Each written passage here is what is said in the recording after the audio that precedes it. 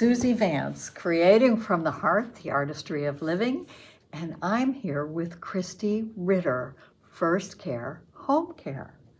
So, Kristi, I've been fascinated by what you do because you figured out exactly how to slide in and meet a need that isn't being met, that it might be met. I mean, you'd go to a lawyer, you'd go to a therapist, but this need is a great need. We all need it because it makes it possible to talk to all the other people who are professionals who are going to help us do what sooner or later we all have to do.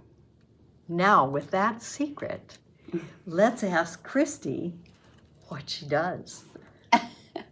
Well, how does FirstCare Home Care work? So FirstCare Home Care was, I want to say, born about 8 years ago. The company that I work for, I'm going on 2 decades of working for them. And wonderful place to be, and just doors just started to open. I started out with billing and collections and credentialing. I work in therapy services, and just over the years, more doors opened. And about 8 years ago, they decided to open FirstCare Home Care. And my passion has always been senior care. Why? People say, why do you like senior care? Because senior care is a tough business. It is. And so because people are sort of up against it. Yeah. Emotionally, they're up against it. At least somebody who's in their packet is up against it physically. And they might even be up against it financially and legally. And it's like a whole bunch of things that when you grow older, all of a sudden you face things that you might not realize you had faced. Right. So this is where you come in. So this is where I come in. My why is my grandparents. They played a very significant role in my life growing up. They helped raise me. They helped put me on the right path. And when I was younger in high school, I wanted to be a lawyer. I did. That's a true statement. But I did not make it because I just didn't think I could do it. And I thought, oh, Kristi, you're not going to be a lawyer, and go to Notre Dame. And so, listen, God has a sense of humor, because then over the years in my job that I've worked at for 2 decades, these doors started opening, and I always knew in my heart I wanted to work with seniors. I just didn't know in what capacity that was going to be. And then I took the reins at FirstCare Home Care. And so we do in-home non-medical care, and my goal is to keep people home. Thank you. Nobody wants to go to a facility. Not that facilities are bad. They are needed, and there are people who have to be there. But my goal is to keep them in their home where they're comfortable, where it's familiar, and where they have all of their family memories. And so we come in and bring that support to folks that need that support in home. Because let's face it, if we're being honest, families are not what they used to be. Okay. Most families are not what they used to be. And so I hear a lot of, I don't have time. I can't take care of my mom. I've got kids. I've got grandkids. They want to have support for mom and dad, but they just don't have the time. Right. So we come in and hopefully bring peace of mind to everyone, but bring that level of support that they need to them in their home. Whether that be meal prep, whether that be errand running, whether that be helping with a spa-like shower, whether that be crafting. There's a whole gamut of things we do. In our business, we meet people where they're at. Oh, what a concept. That's my motto. Meet them where they're at. Tailor-made. It is. It really is, Suzy. And it's my passion, and I love meeting people. I love being able to talk with people. So over the years, I continued my education because dementia It's moving up there on the list of the leading causes of death. And we need to educate ourselves and each other about it. And caregiving is not going away. Aging is not going away. We are all aging forward. My grandpa told me when I was younger, there were two things in life no one is ever going to get out of. And that is death and paying taxes. Yes. So we are all going to be a senior one day. And I just think we have to do our due diligence and do right by them because we're going to be there. And we can only hope we're going to get that level of care. So that's really why I do what I do, because of my grandparents, because of being around them and seeing some of the challenges that they faced, going to the doctors, go to my chart. How many of the doctors say, go to my chart? They do. It drives me nuts. I know. And even myself, it's a little bit of a challenge to find where you need to be. Now, God forbid you have problems seeing. Add 20 or 30 years on, and you're telling somebody, go to my chart. If somebody who has no interest in going on a computer, never was taught about a computer, and all of a sudden they're supposed to go on a computer. Yes.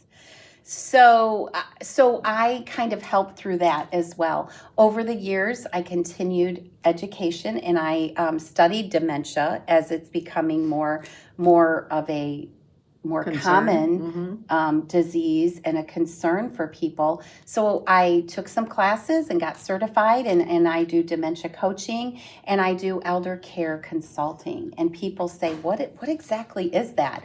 Well, it goes back to I meet you where you're at. It's whatever you need it to be. So I get to help people peel back those onion layers and really understand and comprehend when you go to see your final sunset, that your trusted person or your trusted persons have everything covered for you, and that everything you own is going to end up in the right hands, down to who gets grandma's yellow pie plate, which is a Purdue portfolio that they do online, and it really is great. It really hones in on, if you want your loved one to have that grandma's diamond ring, how do we make sure it gets there? Yeah. And let's have those tough conversations that we need to have. So there's a lot of components that go within my job, but I just love it. I'm passionate about it.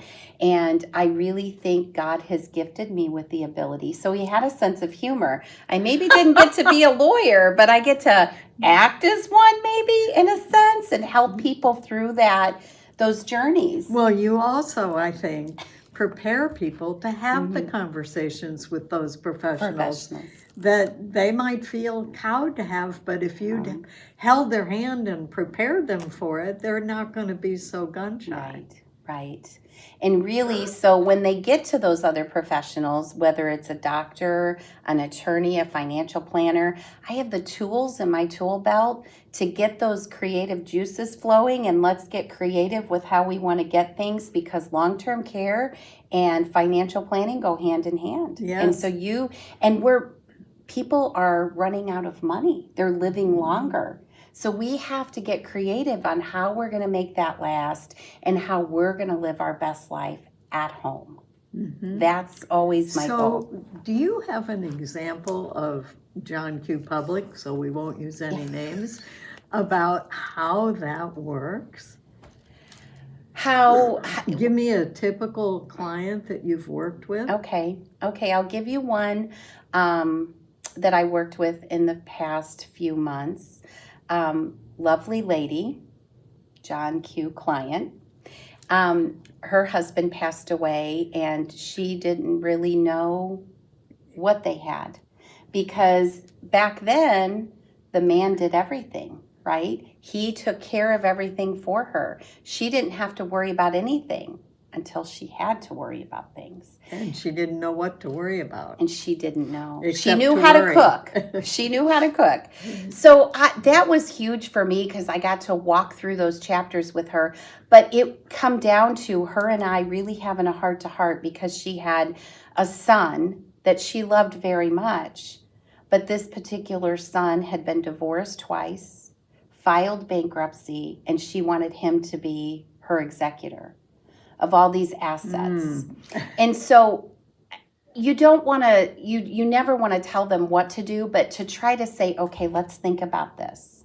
You want to live a wonderful life as long as possible. You're going to need somebody who can help you get to that point. And not that your son can't, who can be a good shepherd and follow through with what you want and need. And right now at this stage in life, he might not be your best bet. But the beautiful thing is we can always circle back around every year and revisit what the decisions we made, because it's a lot easier to go to that elder law attorney and say, I want to update, than to go say, this is what I want, and make a mistake and trying to go backwards to fix that.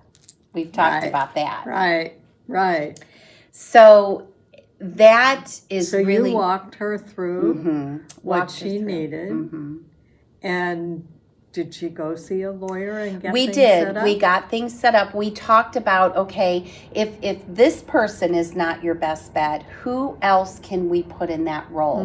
Do we have a distant relative? Because even when we place our power of attorneys, which is typically your adult children. Right. Do we really want to put our adult children in that situation? Do they have the capacity and the emotion to say, yes, we do need to pull the plug. That's what mom wanted. It's easy to say, yes, I'll do that for you, mom. I'm going to do it if that's what you want. And when you get in that moment, it's hard. It's really hard to let go. So, and again, people don't want to think about that. So I get to say, let's look at the big picture. Let's look at distant relative. Let's look at a really good friend. Let's look at an elder care consultant, because I can do that.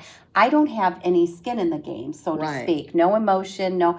And so I'm going to make sure that you get what you want, that your wishes are followed through, even when it's hard. So we can do hard things together has always been what I tell people.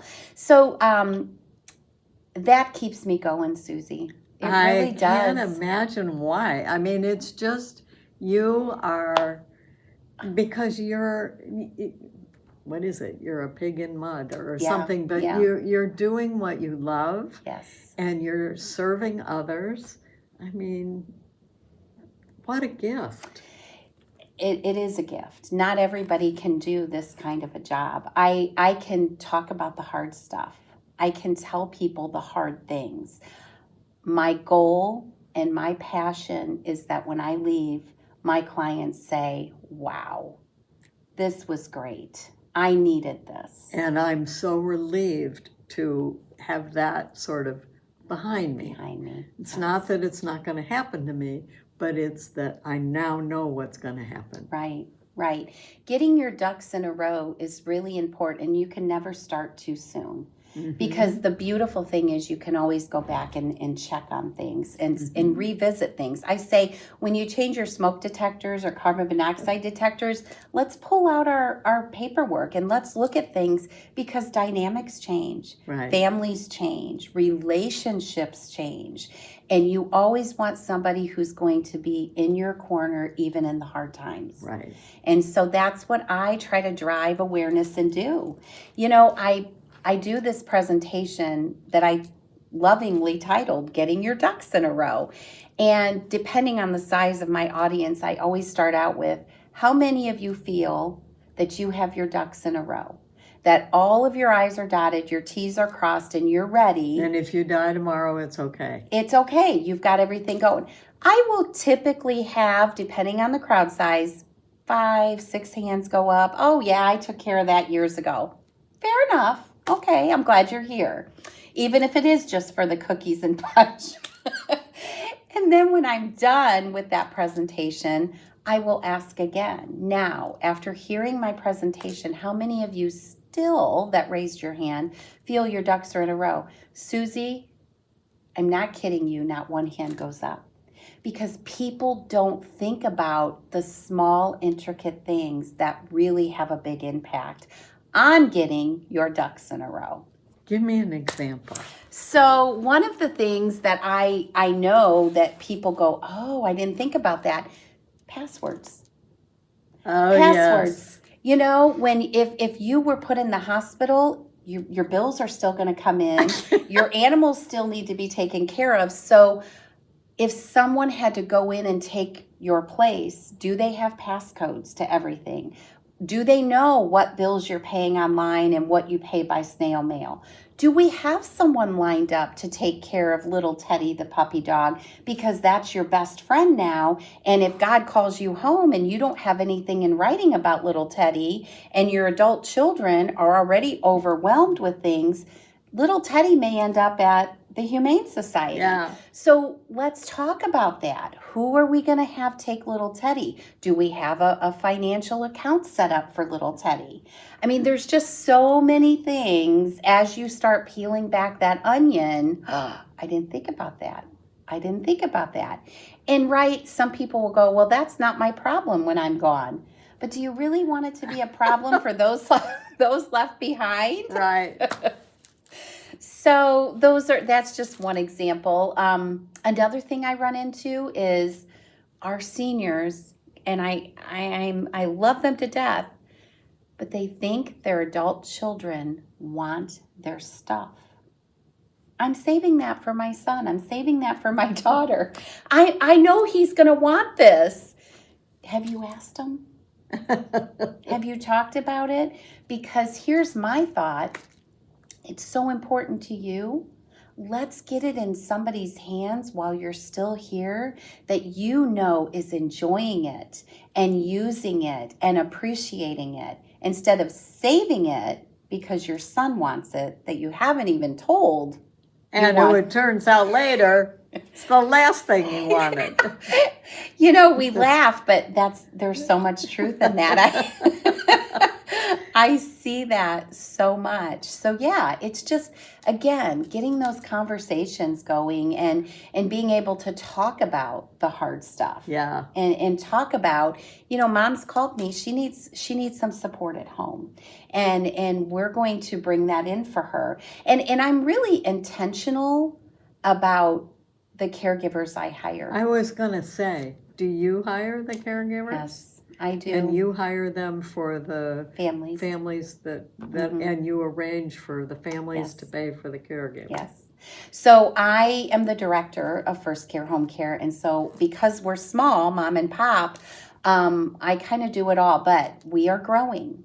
And we are growing slowly, but that's okay. With intention. With intention. Exactly. Because I am a big advocate of we're going to get across the finish line. It's not how fast, as long as slow and steady. Right. Slow and steady wins the race. And when we first opened FirstCare Home Care, I had a couple of caregivers. And that's been about 8 years. And we are now at 33 caregivers. Over at 8.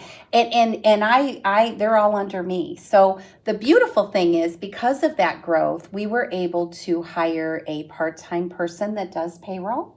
And I have a part-time person who does the scheduling. So I go assess the families, work with the families, come up with a care plan for the families. And in meeting the families and talking with them, I kind of know the personality. I know what they want. Mm-hmm. You know, you don't want to send Chatty Cathy if they like quiet. You know, so you kind of I get to hand pick the caregiver that I think is going to be a good fit for that family. And when I hire them, and again, I'm intentional, they also have to pass a national background check. Good. Yeah, absolutely, hands down. They have to go get a 10-panel drug and TB test. Mm-hmm. We check references, and we do an orientation that has scenarios.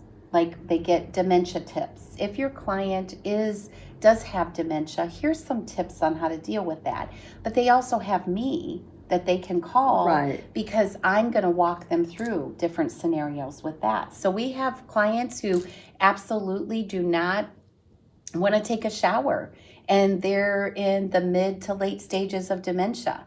Well, families get frustrated because, Mom, you need a shower. You stink. You know, no, I'm not. You know what? We need to peel back that onion and figure out why don't they want to take a shower. What is it that's keeping them out of the shower? You know why? Because most people that get dementia are cold. They're cold all Yeah. the time. So now we're going to go Interesting. in and we're going to put a heater in. We're going to turn the lights down. We're maybe light candles or have the little battery operated for safety. We're going to make it a warm, calm, quiet environment. And we're going to tell our Would you come to client, my house? we're going to not only do that, we're going to tell our client, let's go have a spa day. Now that shower doesn't sound so bad. So I get to do, that just makes me so happy. Uh-huh. I love it, Suzy. And then the families see value in what Mhm. we're doing. So I never go out in my business and try to sell somebody on my business. I'm not going to do that. That is not what I'm here to do. I'm going to go out and I'm going to overshare about the different things we can bring to them. And if they see value in that, now we're on to something. Now let's talk about how can we come in and bring that value to you and the peace of mind and help you live your best life. Great. And that works for me. I am not going to come in and tell you pick me because I'm the best. I'm not. I'm not going to knock it out. Maybe not everybody gets along with you. I mean, Yes, everybody is different. Mm-hmm. Yep. So you've got to look at the scenario, the big picture. You've got to look at financials. I've had people say we need somebody 5 days a week, 8 hours a day, and when you really put the pencil to paper at $32 an hour, it's Doesn't oftentimes they can't afford it. So instead of saying, well, you can't afford it, let's look at this a little differently. Some help is better than none. Right. Could we do 2 days? And let's look at the top 3 things that you really need help with, and let's knock those out. Right. And so for me, I always feel like where there's a will, there's a way. Yes. Right? And you make lemonade out of lemons. And You sound like my mother. Oh, gee.